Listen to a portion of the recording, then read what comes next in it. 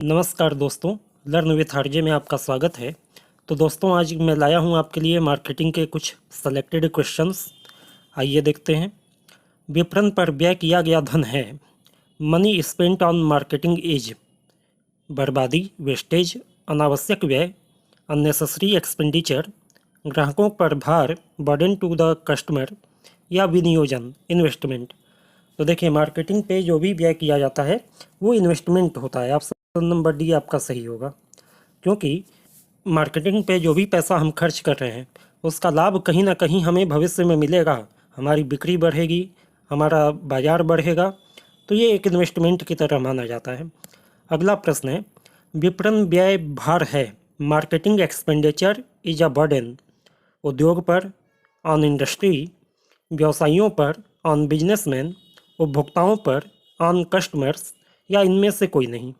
तो देखिए, विपणन पे जो व्यय होता है वो भार नहीं होता है, बर्डन नहीं है, वो इन्वेस्टमेंट होता है। इसलिए यहाँ पे आपका ऑप्शन नंबर डी सही हो जाएगा कि इनमें से कोई भी नहीं। बढ़ते हैं अगले प्रश्न की ओर। व्यवसाय के लिए विपणन है। फॉर बिजनेस मार्केटिंग इज अनिवार्य, कंपलसरी, आवश्यक, नेसेसरी, अनावश्यक, अननेसेसरी, या विलासिता, लग्जरी। तो देखिए, व्यवसाय के लिए विपणन जो है अनिवार्य है। जब तक आप मार्केटिंग नहीं करेंगे तब तक आप अपने व्यवसाय को प्रॉपर तरीके से चला नहीं पाएंगे। मार्केटिंग के बिना आज के दिन सामान बेचना लगभग असंभव है। अगला प्रश्न है, विपणन का लाभ है। The advantage of marketing is to उपभोक्ताओं को, कंज्यूमर्स, व्यवसायियों को, बिजनेसमैन, निर्माताओं को, मैन्युफैक्चरर्स, या सभी को, ऑल ऑफ द एबव। तो देखो, विपणन का लाभ सभी लोगों को मिलता है। कैसे लाभ मिलता है? उपभोक्ताओं को ये लाभ होता है कि उन्हें नई नई चीज़ें मिलती हैं, उसकी जानकारी मिलती है, और कंपटीशन की वजह से प्राइस वगैरह भी कम हो जाता है। व्यवसायियों को लाभ ये है कि उनकी बिक्री बढ़ती है, मार्केट शेयर बढ़ता है।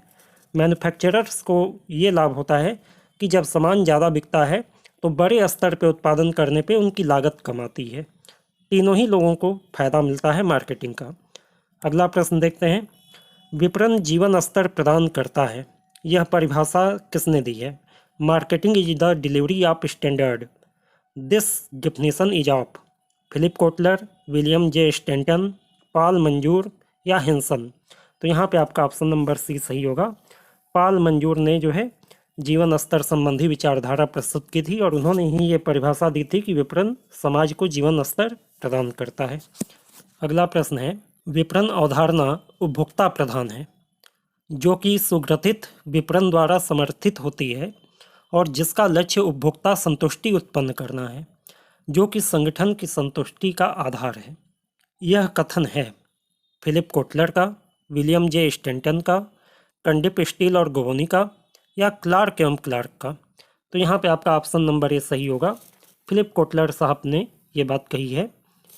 ठीक है, ऑप्शन नंबर ए आपका सही हो जाएगा। अगला प्रश्न है, विपणन अवधारणा है। मार्केटिंग कॉन्सेप्ट इज उत्पादोन्मुखी, प्रोडक्ट ओरिएंटेड, बिक्रियोन्मुखी, सेल्स ओरिएंटेड, ग्राहकोन्मुखी, कस्टमर ओरिएंटेड, या ये तीनों, ऑल ऑफ द दीज। तो यहाँ पे आपका ऑप्शन नंबर डी सही होगा।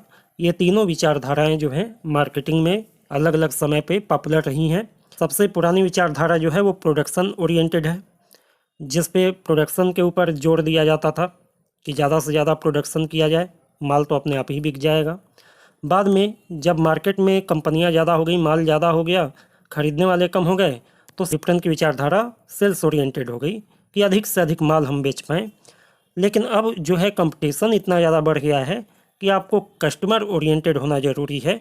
कस्टमर को ध्यान में रखते हुए अपनी विपणन की सारी गतिविधियाँ आपको करनी ज़रूरी हैं। तो ये तीनों ही विचारधारा अलग अलग समय पर रही हैं। सबसे नई विचारधारा है कस्टमर ओरिएंटेड। इसके बाद अगला प्रश्न है, विपणन अवधारणा का महत्व है समाज के लिए, उपभोक्ताओं के लिए, उत्पादक के लिए, या इन सभी के लिए। Importance of marketing concept is for society, consumers, producer, all of three. तो यहाँ पे ऑप्शन नंबर डी आपका सही होगा। इन सभी के लिए विपणन अवधारणा का महत्व होता है। अगला प्रश्न है, विपणन अवधारणा व्यवसाय का दर्शन है। यह कथन है, marketing concept is a philosophy of business. This statement is given by W J Stanton, Philip Kotler, John I Wakefield या आर्थर पी फिल्टन? तो यहाँ पे आपका ऑप्शन नंबर सी सही होगा। जॉन आई वेकफील्ड ने ये बात कही है। ऑप्शन नंबर सी सही हो जाएगा। बढ़ते हैं अगले प्रश्न की ओर। विपणन मिश्रण शब्द सबसे पहले उपयोग किया गया था। आर.एस. डाबर के द्वारा, नील एच. बॉर्डन, फिलिप कोटलर या William J. Stanton? The word marketing mix for the first time was used by? तो सबसे पहले इस वर्ड का यूज किया था नील एच. बॉर्डन ने। ऑप्शन नंबर बी आपका सही हो जाएगा। अगला प्रश्न है, मैकार्थी के अनुसार विपणन मिश्रण के पी हैं। According to the McCarthy, P's of the marketing mix are 4, 6, 2 और 3। तो यहाँ पे आपका ऑप्शन नंबर ए सही होता है। 4 पीज होते हैं, प्रोडक्ट, प्राइस, प्लेस और प्रमोशन। ठीक है, ये 4 पीज ऑफ मार्केटिंग कहे जाते हैं। ये वस्तुओं की मार्केटिंग के लिए है। यदि सर्विस मार्केटिंग के लिए देखा जाए तो इसमें 3 पी बढ़ जाते हैं, people, place and physical evidence. तो सर्विस मार्केटिंग के 7 पी होते हैं और प्रोडक्ट मार्केटिंग के 4 पी होते हैं। तो इसे आप ध्यान रखिएगा। अगला प्रश्न है, विपणन मिश्रण ज्ञात किया जाता है। मार्केटिंग मिक्स इज डिटरमाइंड उत्पादकों की संतुष्टि के लिए, निर्माताओं की संतुष्टि के लिए, उपभोक्ताओं की संतुष्टि के लिए या सरकार की संतुष्टि के लिए? तो मार्केटिंग मिक्स हमेशा जो है कंज्यूमर के सेटिस्फेक्शन के लिए ज्ञात किया जाता है। मेन ऑब्जेक्टिव यही होता है कि अपने मार्केटिंग स्ट्रेटेजी को इस तरीके से हम डिजाइन करें कि कस्टमर हमारा सेटिस्फाइड हो, क्योंकि कस्टमर सेटिस्फाइड होगा तो संस्था को आगे भी लाभ होगा। अगला प्रश्न है, विपणन मिश्रण रहते हैं। मार्केटिंग मिक्स रिमेन्स अस्थाई यानी स्टैटिक, अनिश्चित अनसर्टेन, निश्चित सर्टेन या बदलते हुए चेंजिंग? तो देखो, विपणन मिश्रण जो है हमेशा बदलता रहता है। ऑप्शन नंबर डी आपका सही होगा। ग्राहकों की आवश्यकताएं, इच्छाएं या उनकी जो एक्सेप्टेंस है वो जैसे जैसे बदलती है वैसे वैसे हमें अपने मार्केटिंग स्ट्रेटेजी में भी बदलाव करना पड़ता है, अपने मार्केटिंग मिक्स में भी बदलाव करना पड़ता है, इसलिए ये हमेशा बदलता रहता है। अगला प्रश्न है, विपणन पर्यावरण के मूलभूत अंग हैं। The primary component of marketing environment are 2, 3, 4 और 6। तो विपणन पर्यावरण मार्केटिंग इन्वायरमेंट के मुख्य रूप से 2 घटक होते हैं बेसिकली। ऑप्शन नंबर ए आपका सही होगा। एक होता है सूक्ष्म पर्यावरण और एक होता है बृहद पर्यावरण। ठीक है, बृहद पर्यावरण को अनियंत्रणीय घटक भी कहा जाता है और सूक्ष्म पर्यावरण को नियंत्रणीय घटक भी कहा जाता है। सूक्ष्म पर्यावरण संस्था के भीतर के पर्यावरण से संबंधित होता है, बृहद पर्यावरण संस्था के बाहर के माहौल के अनुसार निर्धारित होता है। अगला प्रश्न है, सूक्ष्म पर्यावरणीय घटनों पर विपणन प्रबंधक का नियंत्रण होता है। हाँ, नहीं, आंशिक या अनिश्चित? Marketing management has control over the micro environment factor. Yes, no, partial और अनसर्टेन? तो हाँ भाई, नियंत्रण होता है, अभी मैंने आपको बताया। ऑप्शन नंबर ए आपका सही होगा। अगला प्रश्न है, पर्यावरण में एक ही चीज़ अस्थायी है और वह है परिवर्तन।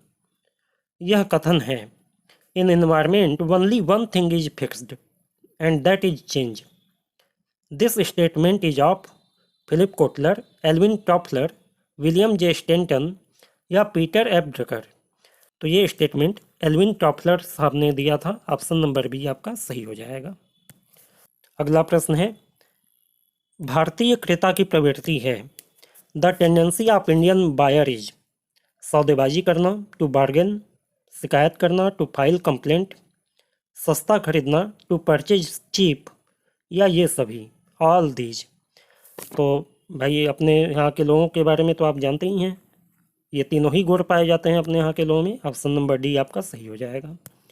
अगला प्रश्न है, क्रय करते समय किसी व्यक्ति के संपूर्ण व्यवहार को क्रय व्यवहार कहा जा सकता है। यह कथन किसने कहा है? The whole behaviour of a person while making purchases may be termed as consumer behaviour. This statement is of Goethe, Paul, steel या कोटलर। तो ये कथन गोथे का है, ऑप्शन नंबर ए आपका सही होगा। नेक्स्ट, उपभोक्ता व्यवहार है। कंज्यूमर बिहेवियर इज अनिश्चित, अनसर्टेन, गत्यात्मक, डायनेमिक, व्यापक, वाइड या ये सभी। तो देखो भाई, उपभोक्ता का व्यवहार जो होता है ना, वो अनसर्टेन होता है। कब कैसा व्यवहार करेगा कोई अंदाज़ा नहीं लगाया जा सकता है। और उसका व्यवहार डायनेमिक भी होता है, बदलता रहता है, वाइड भी होता है। इसलिए ऑप्शन नंबर डी आपका सही हो जाएगा, ये सभी। अगला प्रश्न है, मैस्लो की आधारभूत क्रमबद्धता है। Maslow hierarchy of need are 4, 5, 3 और 2। तो आपने मैनेजमेंट में भी पढ़ा होगा, मैस्लो ने आवश्यकता की क्रमबद्धता सिद्धांत दिया था, जिसने 5 तरीके की आवश्यकताएं बताई थीं और ये बताया था कि ये एक क्रमबद्ध तरीके से लोग अपनी आवश्यकता को पूरा करते हैं। पहली आवश्यकता पूरी होती है तब अगली आवश्यकता की ओर ध्यान जाता है उनका, अगली आवश्यकता पूरी होने पर तीसरी, फिर चौथी, फिर अंत में 5वीं आवश्यकता की ओर ध्यान जाता है। तो यहाँ पे ऑप्शन नंबर बी आपका सही होगा।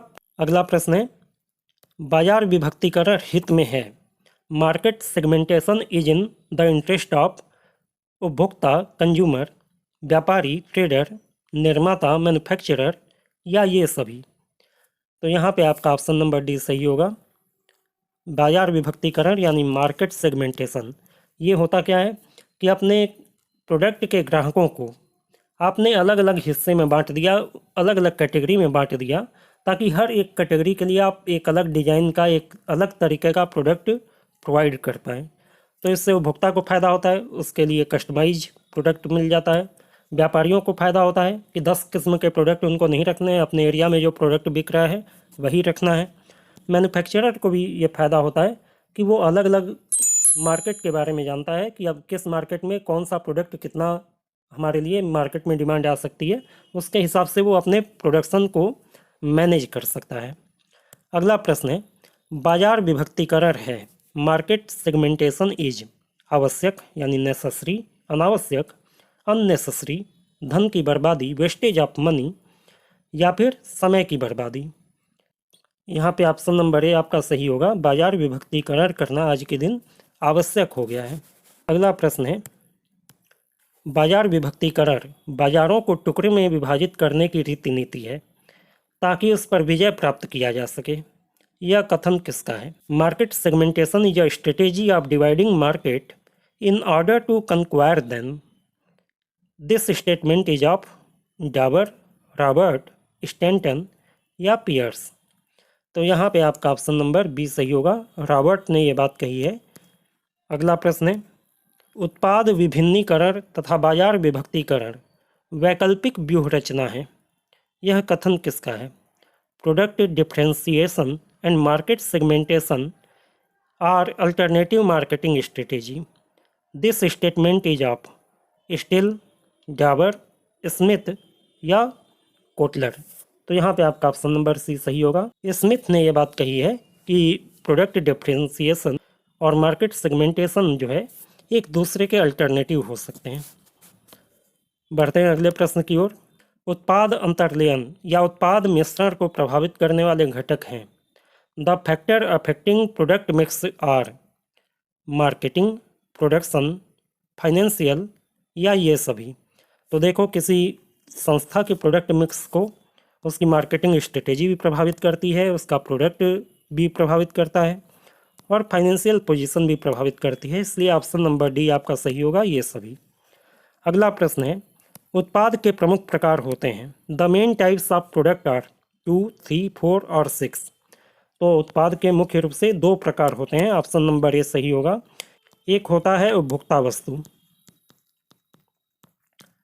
कंज्यूमर गुड्स, और दूसरा होता है औद्योगिक वस्तु यानी इंडस्ट्रियल गुड्स। ठीक है, ये आम जनता के लिए बनाया जाता है और ये कारखानों में उत्पादन करने के लिए रॉ मटेरियल के रूप में यूज किया जाता है। तो 2 तरीके से इसे बेसिकली बांटा गया है। इसके बाद और भी उसका वर्गीकरण है, लेकिन मूल वर्गीकरण 2 ही है। अगला प्रश्न है, अच्छे ब्रांड की विशेषताएं हैं। The characteristics of a good brand are सूक्ष्म नाम, शॉर्ट नेम, स्मरणीय, मेमोरेबल, आकर्षक, एट्रैक्टिव, या ये सभी, ऑल ऑफ दीज। तो यहाँ पे आपका ऑप्शन नंबर डी सही होगा। एक अच्छे ब्रांड में ये तीनों ही गुण होने चाहिए। छोटा नाम हो, आसानी से याद होने योग्य हो और लोगों को अच्छा लगे। नेक्स्ट क्वेश्चन है, विपणन क्षेत्र के आधार पे ब्रांड के प्रकार कितने होते हैं? The type of brand on the basis of marketing area. Marketing area के आधार पे ब्रांड को 4 भागों में बांटा गया है। ऑप्शन नंबर बी आपका सही होगा। एक होता है लोकल ब्रांड यानी स्थानीय ब्रांड, दूसरा होता है प्रांतीय ब्रांड, तीसरा होता है क्षेत्रीय या रीजनल ब्रांड, और चौथा होता है नेशनल या राष्ट्रीय ब्रांड। तो क्षेत्र के आधार पे ब्रांड को 4 कैटेगरी में बांटा गया है। अगला प्रश्न है, लेबलिंग है अनिवार्य, अनावश्यक, ऐच्छिक या धन की बर्बादी? लेबलिंग का मतलब क्या होता है? जो भी प्रोडक्ट होता है उस पर जो आप नाम वगैरह लिखते हैं, डिजाइन बनाते हैं, उसकी इन्फॉर्मेशन वगैरह लिखते हैं, उसी को लेबल कहा जाता है और इस काम को करने की प्रक्रिया को लेबलिंग कहा जाता है।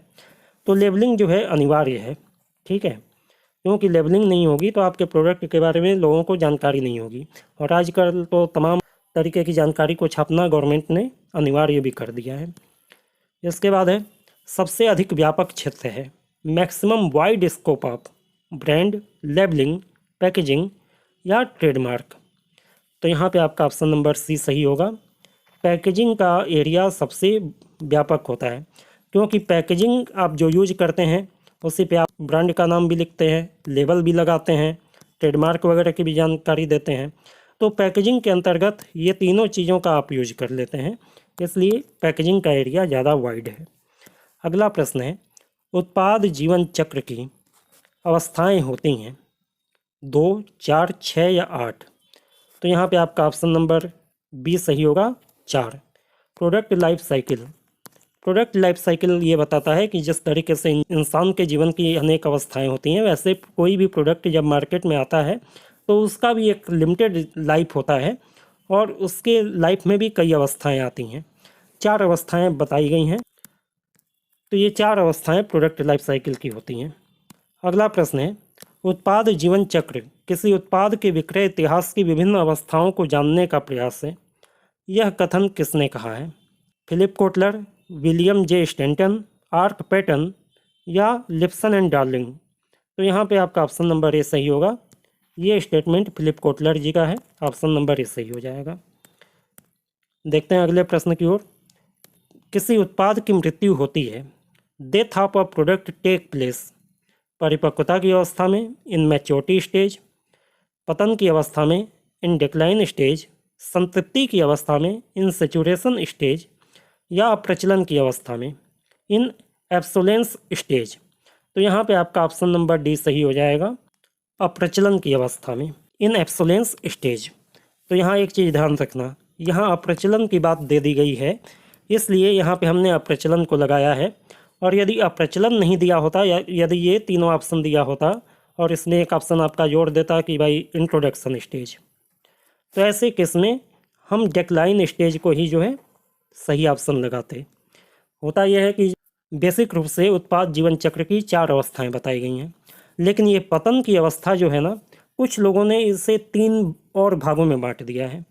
पतन की अवस्था को 3 स्टेज बना दिया है और ये जो 3 अवस्थाएं इसमें बांटी गई हैं उसमें आखिरी वाली जो अवस्था होती है वो होता है अप्रचलन, ठीक है। तो इसलिए यहाँ पे ऑप्शन नंबर डी आपका सही होगा। अगला प्रश्न है, नवीन उत्पाद विकास से आशय है। उत्पाद पंक्ति में नवीन उत्पाद जोड़ना, addition of a new product in the product line, पुराने उत्पाद में सुधार करना, improvement in the old product, उपभोक्ता संतुष्टि पर बल देना, emphasis on the consumer satisfaction, या ये सभी, ऑल ऑफ दीज? यहाँ पे आपका ऑप्शन नंबर डी सही हो जाएगा, ये सभी। अगला प्रश्न है, अधिकांश नवीन उत्पाद रहते हैं, मोस्टली न्यू प्रोडक्ट आर असफल, अनसक्सेसफुल, सफल, सक्सेसफुल, 100% सफल, 100% सक्सेसफुल, या 100% असफल, 100% अनसक्सेसफुल? तो यहाँ पे अधिकांश उत्पाद की बात की है तो अधिकांश उत्पाद असफल यानी अनसक्सेसफुल रहते हैं। केवल कुछ ही प्रोडक्ट ऐसे होते हैं जो सफलतापूर्वक मार्केट को कैप्चर कर पाते हैं। ऑप्शन नंबर ए आपका सही हो जाएगा। अगला प्रश्न है, मूल्य नीति निर्धारित होती है निम्न प्रबंधक द्वारा, मध्यम प्रबंधक द्वारा, उच्च प्रबंधक द्वारा या विक्रेताओं द्वारा। Price policy is determined by, तो ये हायर मैनेजमेंट यानी उच्च प्रबंध आपका सही ऑप्शन होगा। कभी भी प्राइसिंग का जो भी नीति होता है वो हायर मैनेजमेंट लेवल पे ही बनाया जाता है। अगला प्रश्न है, मूल्य नीति होती है the price policy is in favour of consumer, उपभोक्ता के पक्ष में, इन फेवर ऑफ गवर्नमेंट, सरकार के पक्ष में, इन प्रोडक्ट मैन्युफैक्चरर फेवर, उत्पादक निर्माता के पक्ष में, या इन फेवर ऑफ ऑल, सभी के पक्ष में। तो यहाँ पे आपका ऑप्शन नंबर डी सही होगा। मूल्य नीतियाँ सभी के पक्ष में होती हैं, इन फेवर ऑफ ऑल, क्योंकि मूल्य यदि मैन्युफैक्चरर अपने फेवर में तय कर ले तो कंज्यूमर उस प्रोडक्ट को खरीदेगा नहीं, उससे महंगा लगेगा। कंज्यूमर के हिसाब से तय कर दिया जाए तो मालूम होगा कि मैन्युफैक्चरर कमाई नहीं कर पा रहा है। तो इसलिए मूल्य नीति कभी भी सभी लोगों के फेवर में निर्धारित किया जाता है। अगला प्रश्न है, कीमत उन सभी दशाओं का मौद्रिक सार है जो एक उत्पाद को मूल्य प्रदान करता है। Price is a monetary summary of all the condition which give value to a product. This statement is of Walter Hamilton, Philip Kotler, आर.एस. डाबर या विलियम जे स्टैंटन। तो यहाँ पे आपका ऑप्शन नंबर ए सही हो जाएगा। वाल्टर हैमिल्टन ने ये बात कही है। अगला प्रश्न है, विलियम जे स्टैंटन के अनुसार मूल्य निर्धारित करने की प्रक्रिया के चरण हैं। According to the William J Stanton, the phases of pricing determination process are 4, 6, 8 और 2। तो यहाँ पे आपका ऑप्शन नंबर बी सही होगा। विलियम जे स्टैंटन ने मूल्य निर्धारण की प्रक्रिया के 6 चरणों को बताया है। सबसे पहले मांग के बारे में जानकारी कीजिए, दूसरा प्रतिस्पर्धा यानी कि कंपटीशन को देखिए, तीसरा बाजार भाग को निर्धारित कीजिए, अपने मार्केट शेयर को एनालाइज कीजिए, चौथा है मूल्य निर्धारण के उद्देश्य को निर्धारित करना, पांचवा है मूल्य नीतियों को निर्धारित करना और अंत में विपणन नीतियों का निर्धारित करना।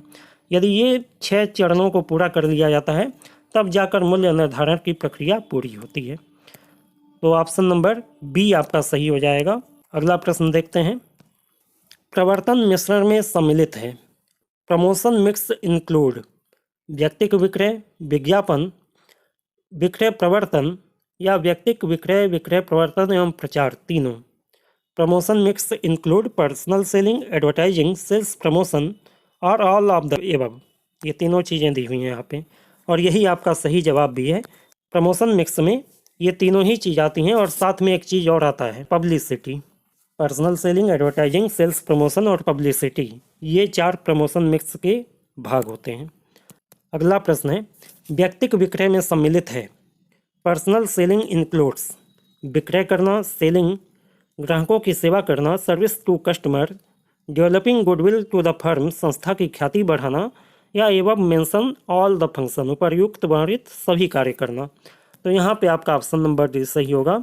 पर्सनल सेलिंग के अंतर्गत ये तीनों ही काम किए जाते हैं। वस्तु का विक्रय भी किया जाता है और ग्राहकों को सर्विस भी प्रोवाइड की जाती है विक्रय करने के साथ, और अच्छी सर्विस प्रोवाइड करके संस्था के ख्याति को भी बढ़ाने का काम किया जाता है। अगला प्रश्न है, कौन सा कथन सत्य है? विच स्टेटमेंट इज ट्रू? व्यक्तिक विक्रय और विक्रय कला समानार्थी हैं। पर्सनल सेलिंग और सेल्समैनशिप इज सिनोनिम्स। व्यक्तिक विक्रय एवं विक्रय कला में कोई संबंध ही नहीं है। There is no relationship between personal selling and salesmanship. व्यक्तिक विक्रय में विक्रय कला सम्मिलित है। Salesmanship is include in the personal selling. विक्रय कला में व्यक्तिक विक्रय सम्मिलित है। Personal selling is included in the salesmanship. तो यहाँ पे आपका ऑप्शन नंबर सी सही होगा। Salesmanship is included in the personal selling. व्यक्तिक विक्रय में विक्रय कला सम्मिलित होती है। ऑप्शन नंबर सी आपका सही हो जाएगा। अगला प्रश्न है, वाह्य विज्ञापन में सम्मिलित है। आउटडोर एडवर्टाइजिंग इंक्लूड्स समाचार पत्रीय विज्ञापन, पत्रिका विज्ञापन, फोल्डर्स या पोस्टर्स। तो यहाँ पे आपका ऑप्शन नंबर डी सही होगा, पोस्टर्स। ये आउटडोर एडवर्टीजमेंट होता है क्योंकि पोस्टर्स जनरली जो है बाज़ार में खुली जगहों पे दीवारों पे लगाए जाते हैं और ये आउटडोर में यूज होता है। अगला प्रश्न है, विज्ञापन का माध्यम है नमूने यानी सैंपल, प्रीमियम, कैलेंडर एवं डायरी, या डिमॉन्स्ट्रेशन यानी क्रियात्मक प्रदर्शन। तो देखो विज्ञापन का माध्यम कैलेंडर और डायरी हो सकता है, ऑप्शन नंबर सी आपका सही होगा। बाकी नमूना बांटना, प्रीमियम प्रोवाइड करना, डिमॉन्स्ट्रेशन करना, ये सारी चीज़ें सेल्स प्रमोशन में आ जाती हैं, ठीक है ना, विक्रय संवर्धन में ये सारी चीज़ें आ जाती हैं। लेकिन कैलेंडर और डायरी आदि को बांटना जो है ये विज्ञापन का एक माध्यम हो सकता है। अगला प्रश्न है, कौन सा कथन अधिक सही है? विक्रय संवर्धन व्यक्तिक विक्रय में सहायक है, विक्रय संवर्धन विज्ञापन में सहायक है, विक्रय संवर्धन व्यक्तिक विक्रय एवं विज्ञापन दोनों में सहायक है, या उपर्युक्त में से कोई नहीं। Which statement is more correct? Sales promotion help in the personal selling, sales promotion help in the advertising, sales promotion help in the personal selling and advertising, both are none of the these. तो देखो sales promotion जो होता है ये advertising में भी help करता है और पर्सनल सेलिंग में भी हेल्प करता है, इसलिए ऑप्शन नंबर आपका सी सही हो जाएगा। सेल्स प्रमोशन का मतलब क्या है? कुछ नमूने, कुछ सैंपल, कुछ फ्री गिफ्ट दे देना, कोई लॉटरी निकाल देना, कोई कूपन योजना चला देना, ये सब सेल्स प्रमोशन में आते हैं। और जब ये सब चीज़ें की जाती हैं तो पर्सनल सेलिंग करने वाले व्यक्ति के लिए भी आसानी हो जाती है, उन योजनाओं को बताकर ग्राहकों को लुभाया जा सकता है, और विज्ञापन को भी आकर्षक बनाने में, अपीलिंग बनाने में इसका रोल होता है। अगला प्रश्न है, नमूनों का मुफ्त वितरण सम्मिलित है उपभोक्ता संवर्धन में, व्यापारी संवर्धन में, उपभोक्ता एवं व्यापारी संवर्धन में, या उपर्युक्त में से कोई नहीं। Distribution of free sample includes in consumer promotion, dealer promotion, consumer and dealer promotion, और नन ऑफ दीज। तो देखो प्रमोशन भी जो किया जाता है ना, कस्टमर के लिए अलग होता है, डीलर के लिए अलग होता है। जब नमूने बांटे जाते हैं यानी सैंपल बांटे जाते हैं तो ये कस्टमर प्रमोशन का हिस्सा होता है, डीलर प्रमोशन का हिस्सा नहीं होता है। डीलर प्रमोशन में ये होता है कि ज़्यादा सेल्स करने पे ज़्यादा कमीशन मिल जाना, या कोई गिफ्ट दे देना, मोबाइल, टीवी, फ्रिज, या विदेश में घूमने का कोई योजना निकाल देना, ये सब डीलर प्रमोशन में आते हैं। नमूने बांटना कंज्यूमर प्रमोशन का हिस्सा है। अगला प्रश्न है, निम्नलिखित में से कौन सा वितरण वाहिकाओं का कार्य नहीं है? Which of the following is not a function of channel of distribution? वित्त का प्रबंध करना, मैनेजिंग फाइनेंस, उत्पादन का प्रबंध करना, मैनेजिंग प्रोडक्शन, प्रमोशन एक्टिविटीज़ यानी संवर्धन की क्रियाएं करना, या मूल्य निर्धारित करना, प्राइसिंग। तो देखो वितरण वाहिकाओं का काम होता है वित्त का प्रबंध करना, यानी माल जब तक बिक नहीं रहा है तब तक वो माल निर्माता से लेकर अपने पास रखना और इसके लिए पैसे इन्वेस्ट करना। संवर्धन की क्रियाएं करना भी इसमें शामिल हैं। जो भी सेलर होता है वो अपनी ओर से भी माल बेचने के लिए बहुत सारी योजनाएं चलाता है और माल बेचने का प्रयास करता है। मूल्य निर्धारित करने में भी कुछ हद तक उनकी भूमिका होती है, वो अपने हिसाब से रेट वगैरह को थोड़ा डिस्काउंट करके या कुछ प्रीमियम जोड़ कर लेता है। लेकिन उत्पादन का प्रबंध करना पूरी तरीके से जो मैन्युफैक्चरर होता है उसके ऊपर निर्भर होता है, इसलिए ऑप्शन नंबर बी सही हो जाएगा कि वितरण वाहिकाओं का कार्य उत्पादन का प्रबंध करना नहीं है। बाकी तीनों कार्य वितरण वाहिकाएं यानी कि चैनल ऑफ डिस्ट्रीब्यूशन करती भी हैं। वितरण वाहिकाओं का मतलब है कि जिनके माध्यम से निर्माता से उपभोक्ता तक प्रोडक्ट पहुंचाया जा रहा है। इसमें एजेंट भी आते हैं, होलसेलर भी आते हैं, रिटेलर्स भी आते हैं। अगला प्रश्न है, प्रत्यक्ष वितरण का दोष है the main disadvantage of direct distribution is? वितरण लागत का अधिक होना, ग्राहकों को समय पर वस्तुएं उपलब्ध न करा पाना, ग्राहकों की समस्याओं का समाधान न हो पाना, वितरण कार्य पर निर्माता का प्रत्यक्ष नियंत्रण न रहना। तो देखो प्रत्यक्ष वितरण करने से ग्राहकों को ज़्यादा अच्छी सेवाएं मिल पाती हैं, उनकी समस्याओं का समाधान भी होता है और वितरण के कार्य पे निर्माता का प्रत्यक्ष नियंत्रण भी होता है, लेकिन वितरण की लागत बढ़ जाती है। ठीक है, ऑप्शन नंबर ए आपका सही हो जाएगा। वितरण की लागत अधिक हो जाना ये सबसे बड़ा दोष है डायरेक्ट डिस्ट्रीब्यूशन का। ठीक है, ऑप्शन नंबर ए आपका सही हो जाएगा। अगला प्रश्न है, निम्नलिखित में से थोक व्यापारी की विशेषता नहीं है? यहाँ नहीं पूछा है, ध्यान देना। फुटकर व्यापारी को वस्तुओं का विक्रय करना, हाँ भाई ये तो करते ही हैं। फुटकर व्यापारी को उधार पर वस्तुओं का विक्रय करना, उधार भी देते हैं। उपभोक्ताओं को सीधे वस्तुओं का विक्रय करना, ये काम तो होलसेलर नहीं करते हैं। कुछ ही वस्तुओं का विक्रय करना, ये भी बात सही है। होलसेलर्स जो है कुछ लिमिटेड आइटम्स के डीलर होते हैं और सभी चीज़ें नहीं बेचते हैं, कुछ पर्टिकुलर्स आइटम बेचते हैं। तो यहाँ पे आपका ऑप्शन नंबर सी सही होगा। इसके बाद अगला प्रश्न देखो, निम्नलिखित में से फुटकर व्यापारी की विशेषता नहीं है। यहाँ पे भी नहीं पूछा है कि कौन सी क्वालिटी या कैरेक्टरिस्टिक्स एक रिटेलर की नहीं है। छोटी मात्रा में व्यापार करता है, ये तो है ही है, छोटे लेवल पे काम करता है।